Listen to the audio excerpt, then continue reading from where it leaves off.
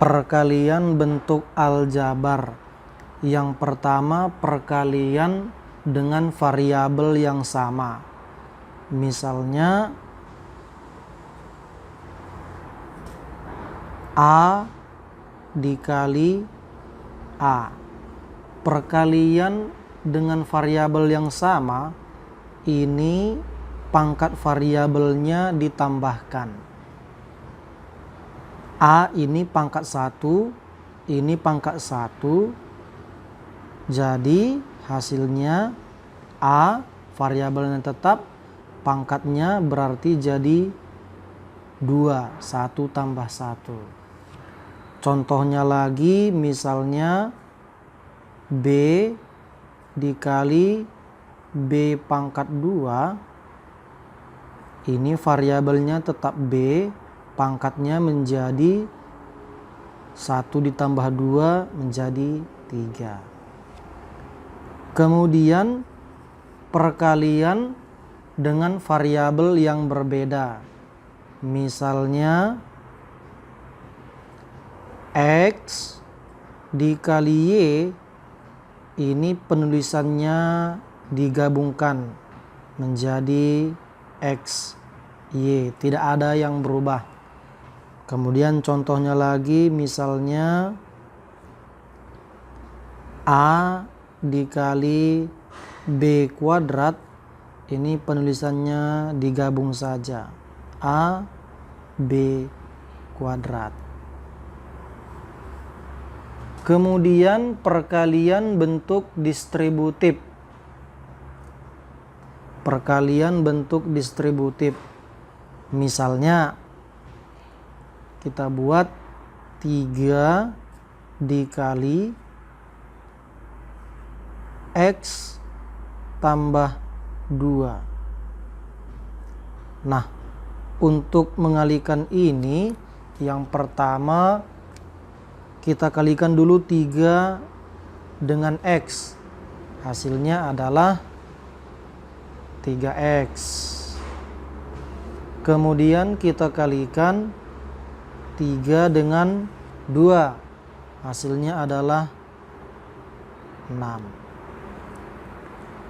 Contoh yang lain, misalnya ini 3X dikali 2X dikurang 4. Maka ini pertama kita kalikan dulu 3X dengan 2X. Nah, di sini kita lihat 3 dikali 2, 6. X dikali X yaitu X kuadrat. Kemudian 3X dikalikan dengan min 4. Kita kalikan bilangannya, 3 kali min 4 yaitu min 12. Variabelnya X. Kemudian kita akan mengalihkan suku 2 dengan suku 2.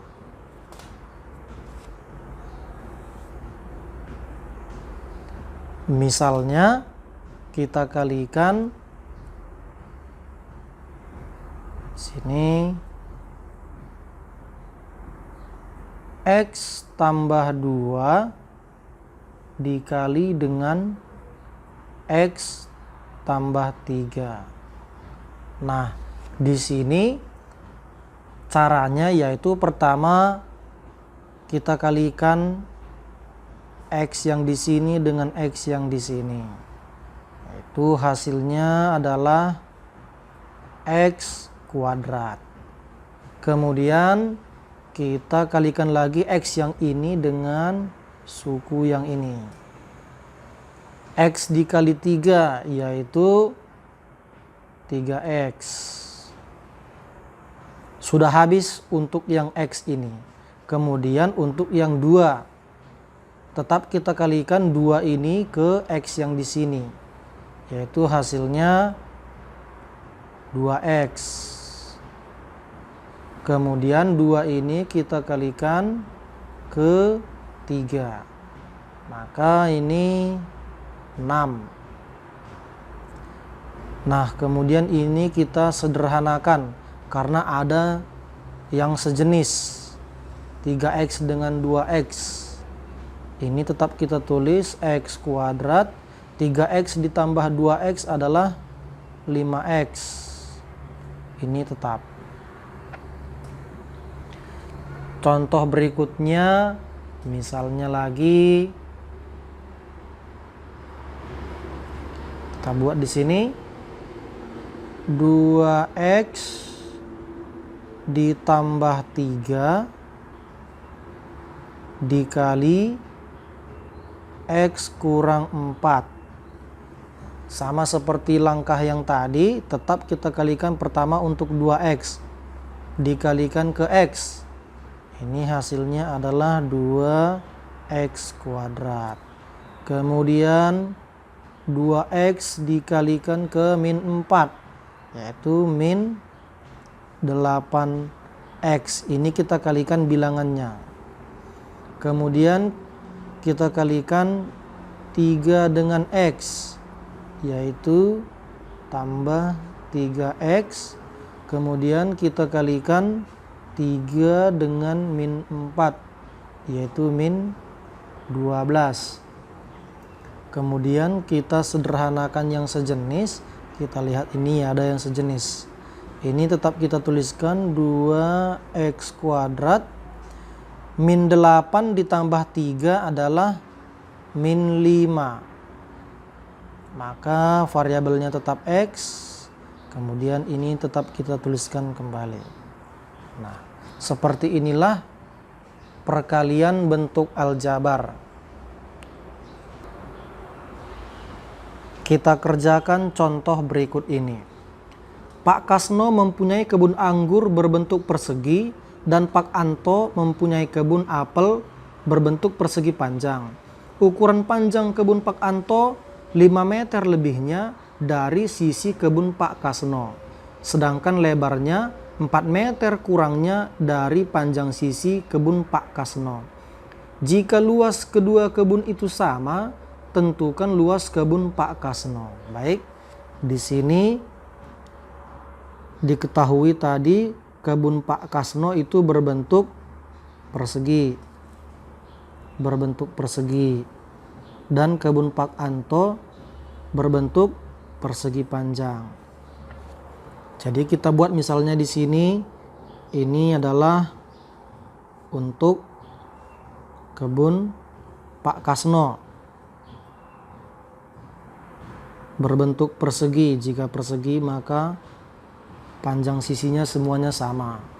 Kemudian kita gambarkan di sini misalnya untuk kebun Pak Anto. Kebun Pak Anto ini berbentuk persegi panjang.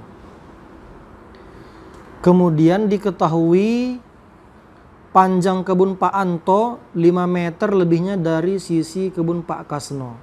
Nah, karena kebun Pak Kasno ini persegi, ini misalkan saja, kita misalkan dulu.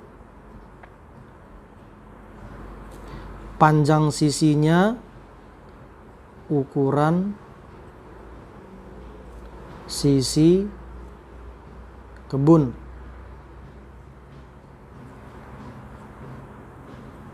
Pak Kasno itu misalnya X panjangnya ya. Nah, misalkan itu X, maka ini X. Nah, kita lihat ukuran panjang kebun Pak Anto 5 meter lebihnya. Berarti panjangnya ini adalah, ini jadinya X tambah 5. Beginilah dia ya, untuk menyatakan panjang kebun Pak Anto. Kemudian lebarnya ini 4 meter kurangnya. 4 meter kurangnya berarti di sini ukurannya adalah X dikurang 4 karena kurangnya dari panjang sisi kebun Pak Kasno. Baik, Kemudian diketahui lagi bahwa luas kedua kebun itu sama. Luasnya sama. Berarti persegi ini dengan persegi panjang ini sama ukuran luasnya. Maka bisa kita tuliskan di sini. Kita tuliskan di sini luas kebun Kasno itu sama dengan luas kebun Anto. Berarti ini luas persegi ya. Karena kebun Pak Kasno persegi, berarti luas persegi adalah sisi kali sisi ya. Sisi kali sisi. Berarti ini sisi kali sisi. Kemudian luas kebun Pak Anto yaitu karena persegi panjang berarti panjang dikali lebar.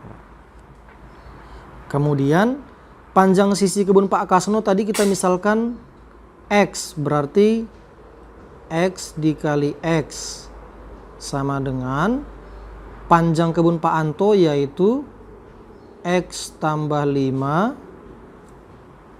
dikali dengan lebarnya yaitu X dikurang 4. Nah, di sini ini bisa kita buat menjadi X kuadrat sama dengan, nah, ini kita kalikan kemari, X dikali X yaitu X kuadrat. Kemudian X dikalikan ke min 4 yaitu min 4X. Sudah habis untuk yang X di sini, kemudian untuk yang 5 ini. 5 dikalikan X yaitu 5X tambah 5X. Kemudian 5-nya dikalikan ke min 4 yaitu min 20.